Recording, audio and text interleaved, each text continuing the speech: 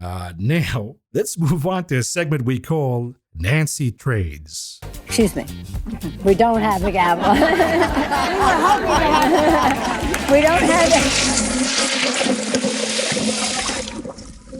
Last week we were wondering, I said there was a big whale dumping Apple, and my hunch it's Warren Buffett, because who has the power to dump tens of millions of dollars worth of Apple in a single session? Well, we now know the identity of the whale. It ain't Warren Buffett. It's Congress Warren Buffett. It's Nancy Pelosi. Millions and millions of dollars. How did she make all that money? Hundreds of millions of dollars from a Congress salary. Do you understand that we don't have a democracy? We have a whorehouse for the highest bidder instead?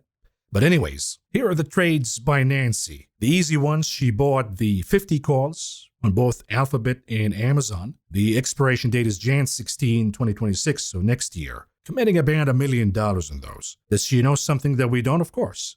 Probably some legislation coming out, probably the Department of Justice leaking something, maybe positive outcome for Alphabet or Amazon. So she knows something here, and this is why she's buying Google and Amazon. But she sold Apple, and we only got the partial filing, by the way, so there's more. And it goes as high as $25 million, so she probably sold $50 million worth of Apple shares. Why is Nancy selling Apple shares like this? I think she might have talked to Buffett, and he convinced her to dump or she got some insider information about China doing something. Who knows? But the fact that both Buffett and Nancy dumping Apple, that doesn't bode well for the company. And this is the most important stock in the market, by the way. And you got China sales down 18%. I mean, when it rains, it pours. And the IMOB is deserving to this misery. We hope for more misery for the IMOB.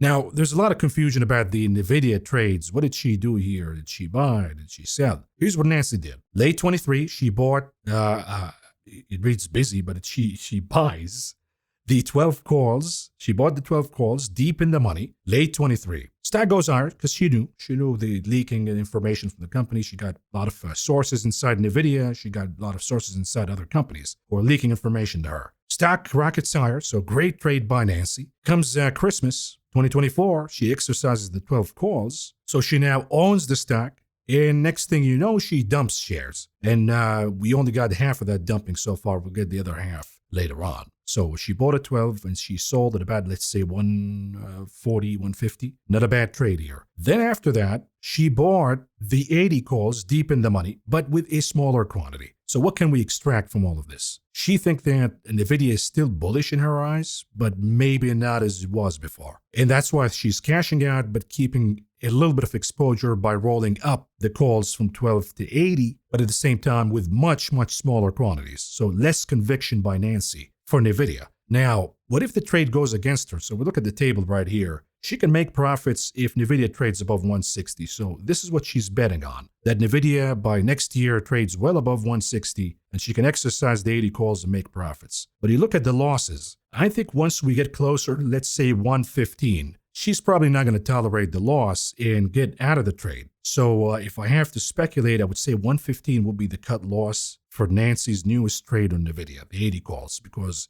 you go to 115, now you're losing money in the 80 calls, and probably printed the top in the chart, and now maybe going to form a head and shoulder, and then it goes down. So she'll catch up right away and close these calls. We'll get, of course, a notification a little later after the stock flushes down.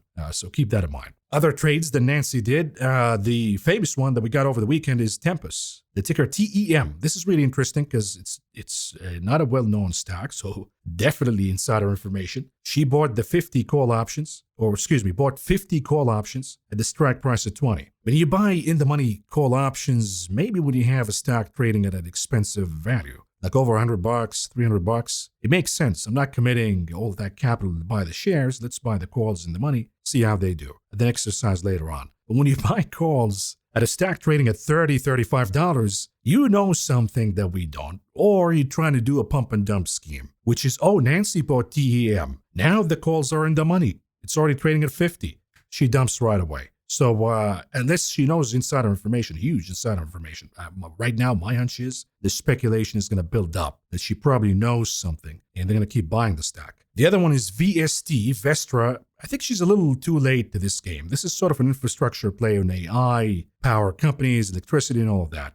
Bought again the 50, deep in the money, calls, 50 calls options for the 50 strike with the expiration date of Jan 26. think a little too late. That's my 2 cents. I wouldn't follow her in this trade. Now, what about the Palo Alto trade? So Nancy bought in February 24, she bought the 100 calls, causing a little bit of a pump, then a dump. Everyone was speculating that maybe she got out. She did not. She got out of the trade via exercising right around the same time she did the exercising for the Nvidia trade. So she made a little bit of a profit here. Not a big profit, not as big in Nvidia. And my hunch is she's going to sell Palo Alto. I don't think she's exercising this just to hold Palo Alto.